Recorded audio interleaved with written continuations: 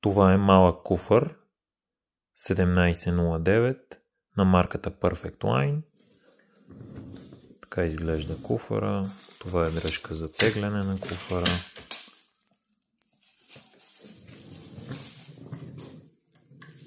Така. Имате дръжка за носене на куфъра. Куфър е с 4 колелца. Тази лепенка тук се маха. Сега ще покажем куфъра отвътре.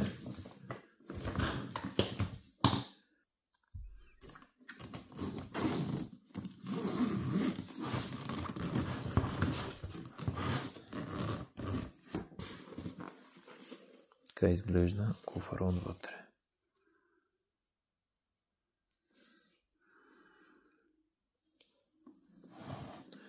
Имате и механизъм за заключване на куфъра.